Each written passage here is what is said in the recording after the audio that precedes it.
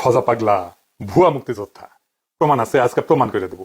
আজকের test case হচ্ছে ফজা পাগলা, আর ফজা পাগলা যে প্যাথোলজিক্যাল লায়ার সেটাও দেখাই দিব। আসেন আলোর বাস্তে শুরু করি। ফজা পাগলা একটা সাক্ষাৎকার দিচ্ছে বেকাত্তর টিভিতে।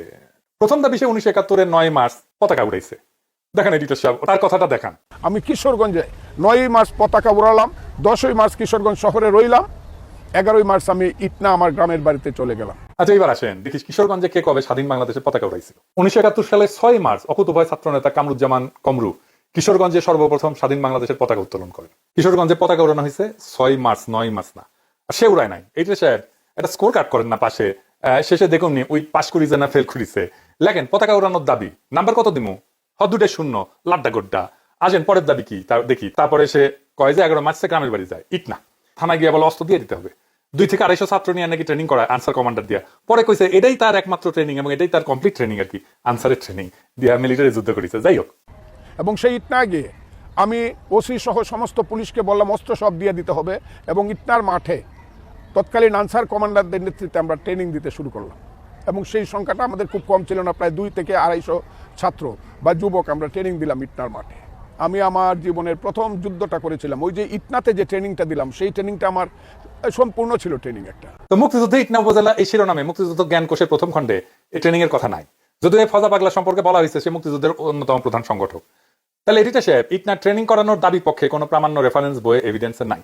তাহলে ইডিও সে লাড্ডা গোড্ডা দেন। এডিটর সাহেব 2-0 কি আর করবেন, যা দিবেন হাতে তাই যাবে সাথে। এরপরে সে বলতেছে 21, 22 এবং 23 জুন সে তামাবিল জাফলং এ মীর শওকতের আন্ডারে যুদ্ধ করেছে। সে ছিল ডাউকিতে, নিজেই কইছে। দেখেন এডিটর সাহেব অংশটা। মেজর মীর শওকত আলীর নেতৃত্বে প্রথম আমি জাফলং এবং তামাবিলে একটা যুদ্ধ করি। পাকিস্তানি হানাদার বাহিনী জাফলং তামাবিলে ছিল, আর আমি ছিলাম ভারতের শিলংয়ের কাছে ডাউকির পারে। 3 দিন এখানে যুদ্ধ করেছিলাম। সেটা ছিল 21, 22, 23 জুন। সেই যুদ্ধ আমার প্রথম যুদ্ধ। মুক্তিযুদ্ধের সামরিক অভিযান দ্বিতীয় খণ্ডে যে এই জায়গাটা যুদ্ধের কথা বলছেন, ওই যে তামাবিল জাফলং, ওই যুদ্ধের সব যুদ্ধের বর্ণনা আছে। এটা হচ্ছে রাধানগরের যুদ্ধ। অনেকগুলো যুদ্ধ হয়েছে রাধানগরে। এই অঞ্চলটা মীর শওকতের 5 নম্বর সেক্টরের অন্তর্ভুক্ত ছিল। ফজার দাবি অনুযায়ী সে মুজিব বাহিনীর সদস্য ছিল। দেখান এডিটর সাহেব, দেখান সে মুজিব বাহিনীর সদস্য। মুজিব বাহিনীর সদস্যরা দেশে ঢোকার আগে দেশ স্বাধীন হয়ে যায়। দেশের একটা ক্ষুদ্র অংশ পার্বত্য চট্টগ্রাম দিয়ে ঢোকে শেষ দিকে। তো ফজা ডিসেম্বরের 2য় সপ্তাহে ফজার কোনোভাবে মীর শওকতের সেক্টরে যুদ্ধ করার সম্ভাবনা নাই, তাও তর্কের খাতিরে ধরি যে করছে। তাও তার বলা তথ্যই ভেরিফাই করি। আসেন মুক্তিযুদ্ধ সামরিক অভিযান দ্বিতীয় খণ্ড থেকে পড়ি। রাধানগর কমপ্লেক্সের গুরুত্ব সিলেট তামাবিল ডাউকি সড়কের অবিভাজ্য ভারতীয় উপমহাদেশে ইংরেজ শাসনামল থেকেই যথেষ্ট গুরুত্ব বহন করে আসছে। ভারতের আসাম, মেঘালয়, মণিপুর, নাগাল্যান্ড, মিজোরামের সাথে স্থলপথে বাংলাদেশের ব্যবসা বাণিজ্য যাতায়াতের একমাত্র যোগাযোগ মাধ্যম হচ্ছে এ সড়কপথ। দ্বিতীয় বিশ্বযুদ্ধে মিত্রবাহিনীর বার্মা ফ্রন্টে যুদ্ধ পরিচালনাতেও এ সড়কটি একটি গুরুত্বপূর্ণ ভূমিকা পালন করেছে। সামরিক দিক থেকে সিলেট তামাবিল সড়কটি নিজেদের আয়ত্তে রাখতে পারার অর্থ অনেকাংশেই ছিল সিলেটের প্রতিরক্ষা নিশ্চিত করা। এ কারণেই সিলেট তামাবিল সড়কটি যে কোনো বড় আক্রমণ থেকে রক্ষা করার জন্য পাকিস্তানিরা সিলেট শহর থেকে তামাবিল বিওপি পর্যন্ত সব গুরুত্বপূর্ণ জায়গায় সুদৃঢ় প্রতিরক্ষা ব্যবস্থা গড়ে তুলেছিল। প্রতিরক্ষা অবস্থানগুলোর মধ্যে রাধানগর অবস্থানটি ছিল গুরুত্বপূর্ণ। কেননা মুক্তিবাহিনী কিংবা ভারতীয় বাহিনী যদি সিলেট তামাবিল সড়কের রক্ষণ ব্যবস্থা ফাঁকি দিয়ে সিলেট শহর পর্যন্ত পৌঁছে যায়, সে পরিস্থিতিতে রাধানগর থেকে অতি সহজে অল্প সময় সিলেট ডাউকি সড়ক পথে যে কোনো অবস্থানে আক্রমণ করা যায়। তো এই ডাউকি ঘাট অঞ্চলের অবস্থান দখল করে রাখার জন্য রাধানগর ছিল একটা গুরুত্বপূর্ণ জায়গা। সহজ ভাষায় রাধানগরের অবস্থানটা সিলেট তামাবিল ডাউকি শিলং মহাসড়কের এতই কাছে ছিল যেখান থেকে যে কোনো ধরনের বড় ধরনের বিপর্যয় ঘটানো সম্ভব ছিল। আর সেই লক্ষ্যে দীর্ঘ 8 মাস ধরে পাকিস্তানিরা রাধানগরের চারিদিকে এক বিস্তৃত এলাকা জুড়ে একটা শক্তিশালী সুসংহত প্রতিরক্ষা ব্যবস্থা গড়ে তুলেছিল। 21, 22 কোনো যুদ্ধ হয় নাই। 23 জুন পাকিস্তানিরা আক্রমণ করে রাধানগর দখলে নেয়। ওই তালে যুদ্ধ করেছে, তাহলে তো হারিছে। কিন্তু 21, 22 যুদ্ধ হয় নাই।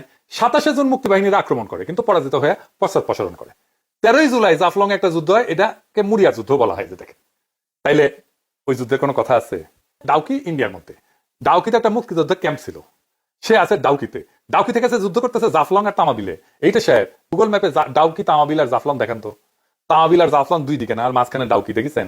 এইভাবে মিলিটারি অপারেশন করে, 2 দিকে মিলিটারি অপারেশন হবে, আর ওই ডাউকি থেকে ওই যুদ্ধ করছে। হ্যাঁ, ওই ডাউকি থেকে ওই 2টা জায়গার দূরত্ব প্রায় 10 কিলোমিটারের মতো। মানে এটা ছেলে খেলা।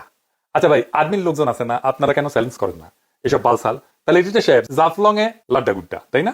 শূন্য। এইবার আসেন করিমগঞ্জ আর তরাইল থানা মুক্ত করা।